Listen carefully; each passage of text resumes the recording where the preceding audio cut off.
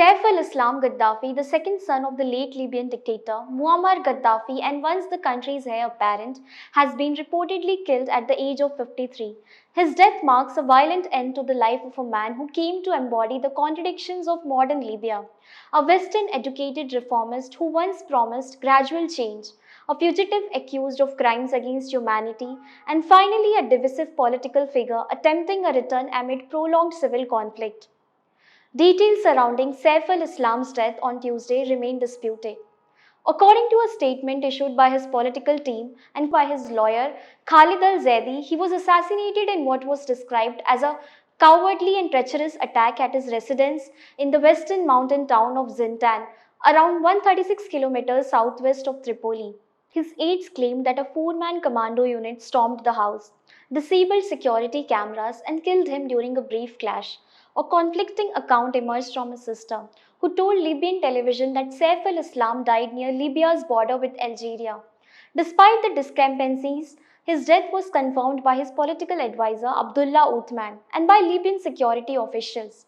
His cousin later described him as a martyr, while the former head of the Tripoli-based High State Council called for an urgent and independent investigation into the killing. Born in Tripoli in 1972, Saif al-Islam was the most prominent and politically active of Muammar Gaddafi's children. Although he never held public office, yet for a decade starting from 2000, he was known to be the second most powerful person in Libya. During this period, he cultivated an image as a modernizer and reformer, presenting himself as the regime's acceptable face to the outside world. Educated at the London School of Economics, where he earned a PhD in 2008, Saif al-Islam spoke fluent English and publicly championed civil society, constitutional reform, and human rights. He played a key role in Libya's rapprochement with the West, leading negotiations that resulted in his father's abandoning the country's nuclear weapons program. He was also central to resolving the Lockerbie bombing compensation dispute and to securing the release of Bulgarian medics accused of infecting Libyan children with HIV. His diplomatic ambitions extended beyond Libya. He proposed Israel, a secular one-state solution to the Israeli-Palestinian conflict, and hosted peace talks for the Philippines, reinforcing his reputation as a global interlocutor rather than a revolutionary heir. That carefully cultivated image collapsed with the Arab Spring uprisings of 2011. As protests spread across Libya, Saif al-Islam emerged as one of his father's fiercest defenders. In a now infamous televised address, he warned that rivers of blood would flow if the uprising continued, vowed that the regime would fight to the last bullet, and referred to protesters as rats. The speech marked his definitive break with reformist rhetoric and aligned him fully with the regime's violent response. After Muammar Gaddafi was overthrown and killed in October 2011, Saif al-Islam attempted to flee to Niger disguised as Bedouin tribesman. He was captured in the desert by the Abu Bakr al-Siddiq Brigade, a militia from Zintan, and held in detention there for nearly 6 years. During his captivity, he faced prosecution at home and abroad.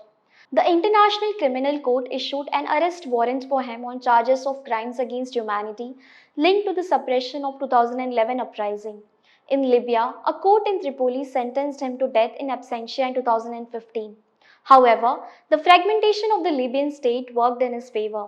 The Zintan militia refused to hand him over to Tripoli authorities, and in 2017 he was released under an amnesty law passed by the Eastern-based parliament in Tobruk.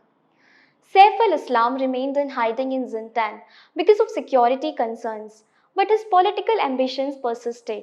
He told the New York Times in 2021 that he had plans to slowly test public opinion and rebuild his political career. A few months after the interview, he made public his plans to contest the presidential election, which alarmed and enraged anti-Gaddafi groups in the country. The election was ultimately abandoned, but it showed the enduring pull of the Gaddafi name. While some analysts argue that Saif's death clears a major obstacle to future elections, others warn that it may turn him into a martyr for loyalists of the former regime, further complicating efforts to stabilize a country still haunted by the legacy of his father's rule.